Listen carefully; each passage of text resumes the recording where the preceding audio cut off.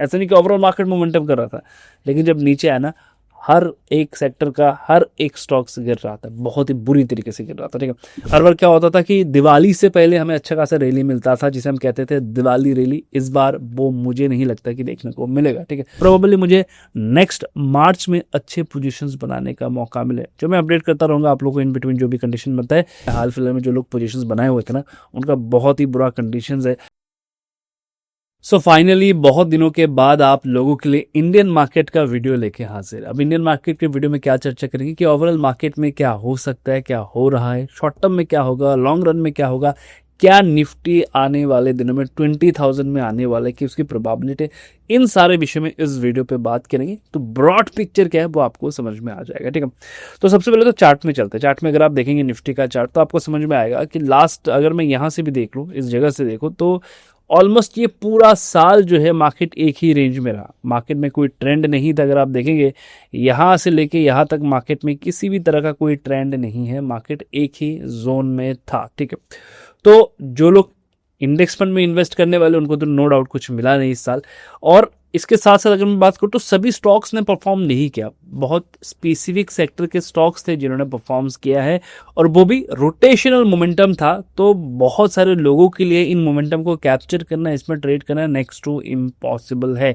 हाल फिलहाल में वापस से छोटा मोटा एक मोमेंटम आया था, बट सवाल ये है ना कि जो लोग ऑलरेडी पोजीशन बना के बैठे हुए, वो अभी ग्रीन में आए तो ही ना न्यू पोजीशन बने। ठीक है, तो ये जो रैली देखने को मिला था, इसके पीछे कारण था जीएसटी कट ऑफ। आप लोगों को पता होगा। अब देखो, जब ये सिचुएशन बना ना, जीएसटी कट ऑफ का सिचुएशन, तो मैंने ये बात कहा था कि इससे प्राइस में मेजर कोई डिफरेंस नहीं आएगा। इवन हो सकता है कि आपको चीज़ें महंगा पड़ जाए, जहाँ पर कम होना था हो सकता है कि जब आप जाए तो आपको चीज़ें महंगा पड़े। इसका कारण ये है क्योंकि ऑलरेडी जो भी चीज़ें आप खरीद रहे थे, जैसे कि अगर मान के चलो कि मैं ऑटो सेक्टर का कुछ भी खरीद रहा था, मैं कोई कार परचेस कर रहा था, तो जो डीलर है ना, वो ऑलरेडी डिस्काउंट देके हमें देता था। अब क्या करेगा वो डिस्काउंट नहीं देगा। अब वो दिखाएगा कि यार देखो हमने जीएसटी कम किया हुआ है। ठीक है, तो चीज़ों में उतना कोई मेजर चेंज नहीं होगा। और जैसे कि मैंने कहा कि 18% जो जीएसटी है, इससे 75% का रेवेन्यू आ जाता है, तो बाकियों में उतना कुछ खास इम्पैक्ट देखने को नहीं मिलेगा। और मार्केट को ये बात पता था, अदरवाइज मार्केट यहाँ से बहुत ही एग्रेसिवली मोमेंटम बनाता,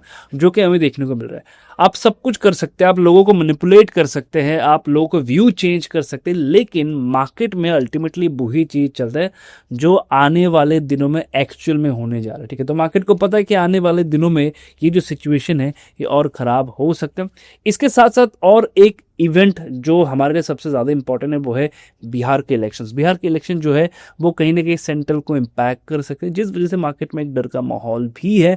और इसी वजह से करंट मार्केट में लोग क्या कर रहे हैं, जब भी उनको राइज मिल रहा है वो सेल कर रहे हैं, क्वांटिटी एग्जिट कर रहे हैं, वो निकल रहे हैं। उनको कहीं ना कहीं अभी थोड़ा सा पेशेंस चाहिए कि मैं वापस से एंट्री करूंगा, लेकिन ये इलेक्शन का जो झमेला है वो खत्म हो जाए। हम सबको पता है बिहार के इलेक्शन इंडिया के लिए कितना इंपॉर्टेंट है। ठीक है, अब बात करते हैं अदर इंडेक्स की। अगर मैं बात करूँ निफ्टी की, एक बार मैं निफ्टी का चेक कर लेता हूँ, निफ्टी बैंक का, कि निफ्टी बैंक में क्या कंडीशन है। तो निफ्टी बैंक का भी अगर आप देखेंगे उतना कुछ खास नहीं है, ऑलमोस्ट एक ही जगह पे था, उतना कुछ खास मोमेंटम वगैरह देखने को नहीं मिला है निफ्टी बैंक में भी।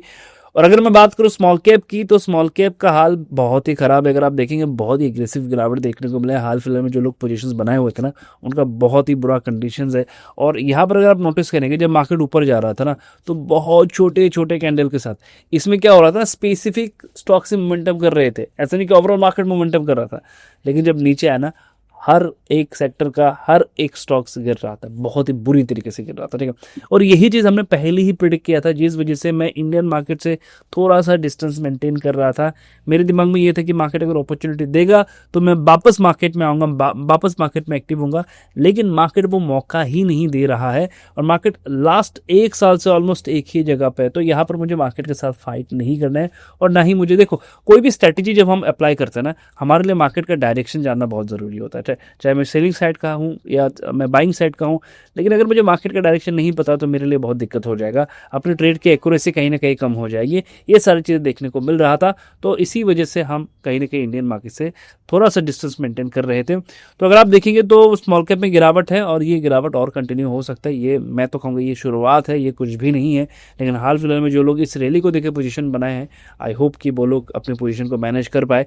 उसके बाद चलते हैं अदर सेक्टर के। अब कुछ स्पेसिफिक सेक्टर जिन्हें में मोमेंटम वगैरह देखने को मिला है। चलिए अगर मैं बात करूँ तो कुछ स्पेसिफिक सेक्टर, जैसे कि ऑटो सेक्टर में मोमेंटम था, एक तेज़ी था, और जो प्रीवियस रेजिस्टेंस है वहाँ से मार्केट वापस नीचे आ रहे, तो ऑटो सेक्टर में थोड़ा बहुत तेज़ी था और ये कंटिन्यूसली चल रहा था। तो स्पेसिफिक कुछ सेक्टर में मोमेंटम थे, ठीक है, जैसे कि मैंने बार बार कहा कि ओवरऑल मार्केट में मोमेंटम नहीं था, स्पेसिफिक कुछ सेक्टर और कुछ स्पेसिफिक सेक्टर के स्टॉक्स में ही मोमेंटम था। ऐसा नहीं कि उस सेक्टर के सारे स्टॉक्स में मोमेंटम थे, ऐसा नहीं है, स्पेसिफिक कुछ कंपनीज में मोमेंटम थे, ठीक है। उसके बाद अगर मैं बात करूँ तो मेटल में भी अच्छा खासा मोमेंटम था। अगर आप लोगों ने स्टडी वगैरह किया तो आप लोगों को पता होगा, तो मेटल में भी थोड़ा बहुत मोमेंटम था, बट डायरेक्शनल मोमेंटम था। ऐसा नहीं है कि ये रेंज बाउंड था, लेकिन डायरेक्शनल मोमेंटम था। लास्ट डे पे गिरावट वगैरह देखने को मिला क्योंकि टेरिफ का न्यूज़ वापस से आया।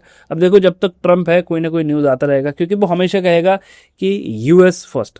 तो यूएस अगर फर्स्ट है तो वो अदर कंट्री को डोमिनेट करना चाहिए, और हम सबको पता है कि इंडिया जो है वो धीरे धीरे करके और भी ग्रो हो रहा है, और हम हाईलाइटेड है अभी, और ग्लोबली अगर हम चेक करें तो हम हाईलाइटेड है। हम कहीं ना कहीं उस जगह पे जा रहे हैं जहाँ से हम ग्लोबली टक्कर दे सकते हैं अदर कंट्री को जो लीड कर रहे हैं, ठीक है। तो ये कहीं ना कहीं यूएस के लिए भी एक डर बना हुआ है, और इसी वजह से अगर आप देखेंगे वो इंडिया के बारे में स्टेटमेंट वगैरह देता रहता है। हाल फिलहाल में जब इंडिया और चाइना के बीच, इंडिया चाइना और रशिया के बीच जो मीटिंग वगैरह हो रहे थे, तो अगर आपने देखोगे तो वहाँ पर ट्रम्प के बहुत सारे मैसेजेस आ रहे थे, ट्वीट आ रहे थे, क्योंकि उनको पता है कि इंडिया उनके लिए बहुत ही ज़्यादा इंपॉर्टेंट है, इंडिया के साथ रिलेशंस उनके लिए बहुत ही ज़्यादा इंपॉर्टेंट है, ठीक है। तो फिलहाल के लिए अगर मैं बात करूँ तो इनमें भी गिरावट वगैरह देखने को मिल सकता है। अब ये गिरावट मुझे लगता है कि थोड़ा सा ज़्यादा चलेगा। हर बार क्या होता था कि दिवाली से पहले हमें अच्छा खासा रैली मिलता था, जिसे हम कहते थे दिवाली रैली। इस बार वो मुझे नहीं लगता कि देखने को मिलेगा, ठीक है। तो ये ओवरऑल मार्केट का राइट नाउ कंडीशंस है। तो ओवरऑल मार्केट में मैं बेरिश हूँ। शॉर्ट टर्म के लिए भी अगर मैं बात करूँ तो मैं बेरिश हूँ। लॉन्ग रन के लिए बात करूँ तो मुझे लगता है कि निफ्टी 20,000 के अराउंड आ सकता है। हाँ, लास्ट ऑलमोस्ट एक साल से मैं यही कह रहा हूँ कि निफ्टी 20,000 के आसपास आ सकता है, अब तक आया नहीं है। बट मेरा देखो, जब भी हम कहते हैं ना कि निफ्टी यहाँ से बुलिश है या निफ्टी यहाँ से बैरिश है, तो आपके पास एक रीज़न होना चाहिए। ऐसा नहीं कि रैंडमली आके मैं कह दूंगा कि निफ्टी 20,000 तक जा सकता है, निफ्टी 30,000 तक जा सकता है। तो एक रैंडम नंबर नहीं होना चाहिए, आपके पास इसका एक लॉजिक, एक रीज़न होना चाहिए कि निफ्टी कहाँ तक जा सकते हैं।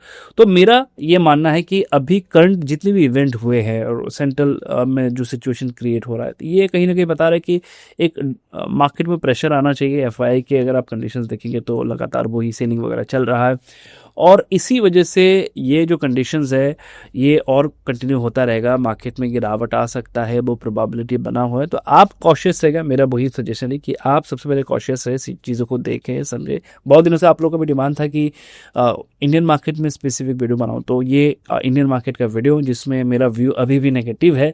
मैं यहाँ पर किसी भी तरह का कोई भी पॉजिटिव ट्रेड तो प्लान बिल्कुल भी नहीं करूँगा राइट नाउ। मैं इंतज़ार करूँगा, एटलीस्ट इस साल तो मुझे इंतज़ार करना है। प्रोबेबली मुझे नेक्स्ट मार्च में अच्छे पोजीशंस बनाने का मौका मिले, जो मैं अपडेट करता रहूँगा आप लोगों को इन बिटवीन जो भी कंडीशन बनता है।